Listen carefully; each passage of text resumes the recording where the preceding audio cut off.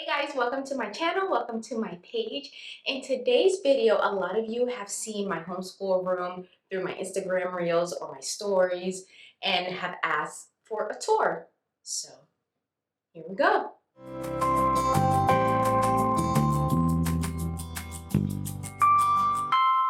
Hey parents, my name is Cassandra and I homeschool my 5-year-old who is in kindergarten. I also have a 2-year-old toddler, which we can quote unquote say she's being homeschooled, but really what she's doing is piggybacking off of her big sister. Later on there'll be videos that I show, including her in them, so you can see how I handle my 5-year-old and also include my 2-year-old in the learning experience as well. I have only been homeschooling for 5 months. This is my first year, so in no way am I a pro. I am just a newbie homeschooler mom who is sharing her journey along with you.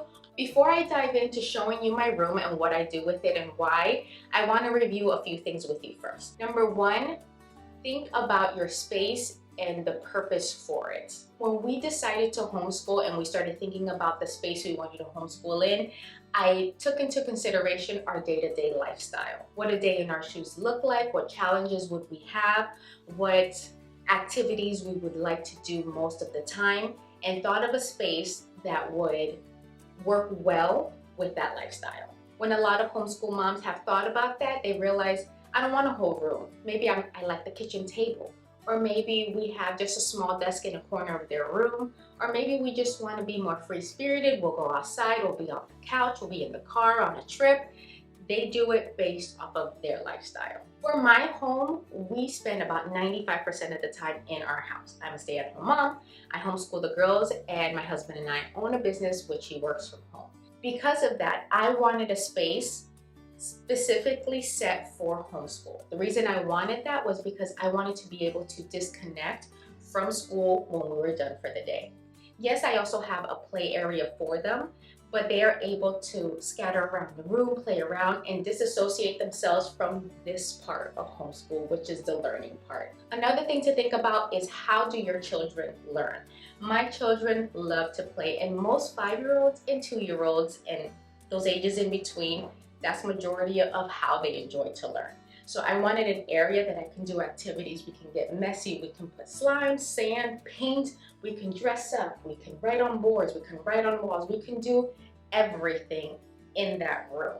But as they mature, grow older, and their learning styles change, I know this room is gonna transform to best fit them at that new stage in life. Okay, so where all the magic happens, the actual school area itself.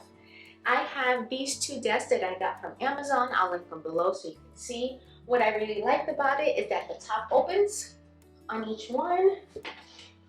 So they both have their little knickknacks that they like to use in it.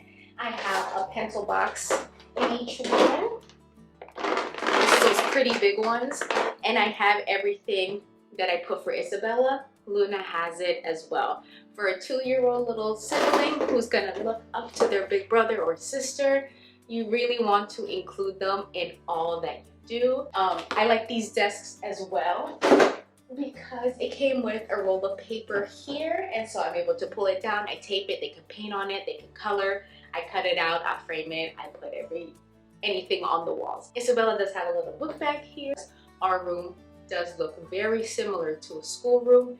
A lot of moms in the homeschool community do not take that approach. They prefer not to have anything that resembles a public school room, but we did enjoy it, we like it, and we see the benefit for our family for having a structured system that's very, my daughter's in the other room, a very structured system that they can predict and fall into a routine. My teaching area, I have my whiteboard, which we do use quite a bit. What I really like for Izabella to do, I usually give her the markers. She loves writing, and when she's excited, she actually focuses and does a great job maintaining the information. I got this one also from Amazon, so I'll go ahead and link it. This little cute thing here is a timer.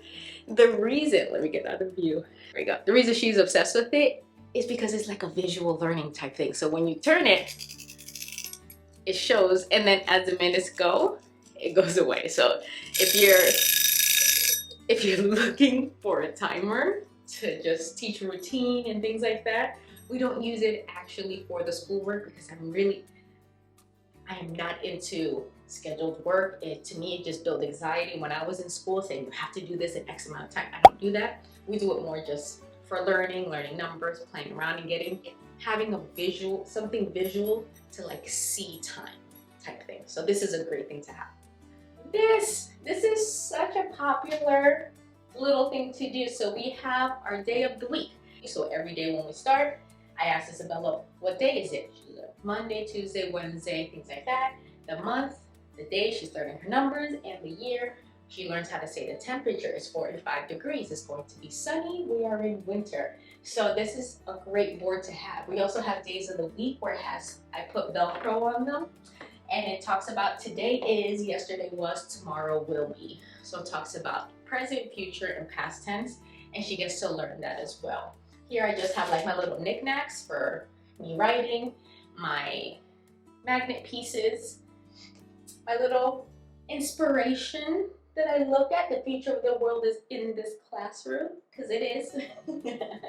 A lot of this was Target, so I'll take a look to see if it's there. But really, things like this can be found. I'll try to find one that I can link, but they're all great. It's just a great teaching tool to have. I have my Valentine's Day decoration. I decorate my room for all the holidays. We enjoy that. The girls get excited when they walk into the room and see all the things on the ceiling. So it's just a fun little thing to do. For me, I like doing it. You don't have to do it, but I'm big on that. This is my absolute baby. I love it. Here in Virginia, it is really simple to find vintage, real wood, antique furniture. It's a hunt to find one that you actually like and the style kind of goes with your home, but they have so much of it, and that is my world. And so I found this was part of a bedroom set. I saw it and knew exactly that I wanted it in this room. So I have lots of stuff in here.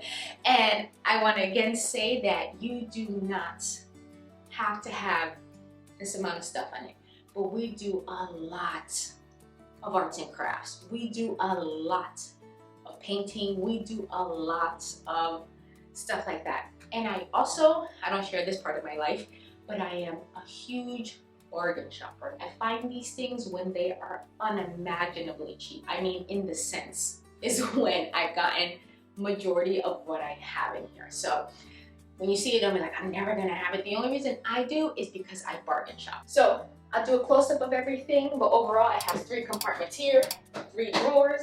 Then I have 2 drawers on the bottom, and one of them has dividers that were built into it. So at first I was gonna organize it so it looked all pretty for the video, but then I was just like, no, I wanna show you exactly what it looks like now, to show you that we actually dig in and use it and the mess that we have in here. But I am a huge label person. Today is Monday. Yesterday we had a big day, but usually Sundays is when I go into the cabinets and I pretty much clean it out, organize it for the week ahead. But I didn't get to do that yesterday, so I'll probably do it today after dinner. But I'm a big label person. So like here, all of our painting supplies, like the tempura, we have the acrylic, we have like all these that come with like arts and crafts. These are like for polka dots, hand painting, then our painting supplies here as well. This here is super cute. I'll definitely want to link this for you guys. The top is this, and you put water, you put it in the back, and then it's easy to clean paintbrushes is really what it is. We bought one of those little mats that were pretty popular. Not a fan of it. Like, it's hard to get the paint out. The little cup here is a pain. I don't like it. Like our slime, our stamps, we have some of the arts and crafts, our glue. This is my stuff. This is like, we have different like learning activities that we have. This was a book that I got from Aldi's.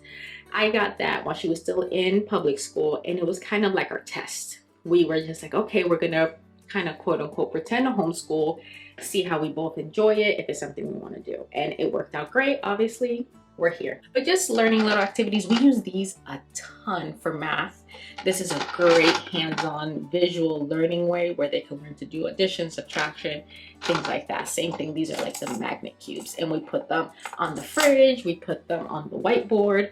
They work great. Then on the bottom here, these are learning tools that we use. And again, I think I went to a place that was giving teachers free school supplies, and I do have a teacher ID. I made one for homeschool, so I was able to get a few things for free, and these were one of them. Highly recommend getting a teacher ID. You are one. So this was actually part of the free things we had gotten. So I have some math, and this actually has videos. Didn't know about that. So when it's time for math, this is a great one. But I have all of my learning tools and some activities here. I have a little science kit here, but these are all my learning things. More arts and crafts, things like that. So like I say, we are big into arts and crafts. Here we have some of the messy stuff. So like the slime, the little foam beads. We have the kinetic sand. This is the section I despise. Do not like this stuff, but my girls love it, so I let them do it. And then some more learning toys. So we have this here. Luna plays with this. Another great thing. She puts a little card in and starts to learn her shapes, her colors, her numbers, which she's pretty solid on already. So I also have one that does Spanish, so I have her doing that. And then we have puzzles here, more learning toys. So the girls have a dress-up corner. This is where all their costumes are, and on the bottom I have little cubbies because it has cubbies on the bottom, and each bin has its own thing. On the top I have baskets. This has nothing to do with the dress-up corner, but it has like some of their playthings. This is a school kind of wood thing that goes in there. A lot of kids will hang up their book bags and things like that. Obviously we don't need it for that. I knew instantly I wanted to use it as replacement for their costume corner. The costumes where I had them, I'm going to show you what I do with that too, because I think that's a great thing to add into your homeschool routine.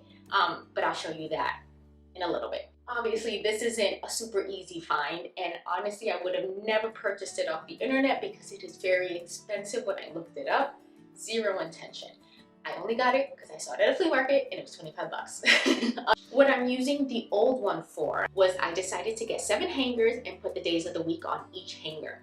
On Sunday night, what we do is that we go through the week, we look at the temperature, the weather, what it's going to be like, and for every day of the week we pick an outfit. That day of the week, Izabella goes, she knows what day it is, she gets her outfit, she finds that day, she reads the little letter, she finds that day, she gets her outfit, and she gets changed on her own. I went ahead and I printed out days of the week, laminated it, and put it in and hung it up on each of the hangers. This is our arts and crafts slash painting slash playing with slime slash science experiment corner. I like to hang up their artwork on what they do, some of the supplies we have for the day. This has to be one of the cutest finds I have for them. It's this super cute picture frame. Izabella did this, and what I like is that it opens up and I can keep artwork like saved in it and then feature like one she just did, or like her favorite one or my favorite one. She did this one a few months back, and like I love it. It's such a cute find. You can hang it up, but I prefer just to display it on the table. This here is the girls' little calming corner slash reading area. So they have a chair that they have all their books. I do rotations on them. They have quite a bit going on there right now. Usually not as much as I'd like to do on it, but a lot of for Christmas gifts they got books that have like a lot of sensory stuff, so they're loving them and don't want me to put them away right now. So that's what matters. They're having fun, and that's the best thing. And then I just put like little things to help them when they're having more of a rough day, but also a good day too. It talks about how to talk about your feelings, how to control your feelings, how to manage your feelings. So this is the last corner. Yes, it has a lot going on, and for a lot of these Montessori pages, they might not like this corner, but we love it and the girls have a blast. So this is a kitchen. I did make a video on this kitchen set because I bought it and then flipped it. So this is actually a water dispenser. I usually have water in the bottom, but they can actually turn it on, wash their hands. I repainted everything, so it's a little scruffy now during the move from Florida to Virginia, but they love it, and it's a complete flip from what I actually did with this. So I also have like their instruments here in this basket. So and then over here I have like all the cleaning stuff. They have the Love Every mop. Has to be my favorite mop because I could add water here and they actually get to clean. The pad on the bottom, I take it off and then I wash it, which it needs a good washing right now. They have vacuums, everything like this. So it's just more of like another hands-on experience, and I guess that's more my style, is hands-on, out and about type of thing. So this is my room. I hope you like it. I hope this was helpful and beneficial to you. I hope you realize like, hey, I like some stuff she does. I don't like some stuff she does. I don't think I need that, or I definitely need that. Like I said, I'm no pro. I'm just doing this because I'm learning and I know how helpful it was seeing videos like this. So I'm hoping I'm helping you on your journey. I'm gonna link as many products as I can there, but also remember to hunt, go to thrift stores, go to flea markets, look for discounts. Do that when purchasing stuff. Wait for a good sale and then get things that you were hoping to have then. If you have any questions, please drop a comment. I'll make sure to get to you or message me. Please make sure to follow me on Instagram. Instagram's algorithm is so funky, so I feel like my work doesn't get out there very much. Please also make sure to follow me on YouTube. Give this video a big thumbs up if it was helpful. Make sure to subscribe, hit the little bell so you're notified when I release more content like this. Thank you for sticking around. Thank you for watching, and have a great day.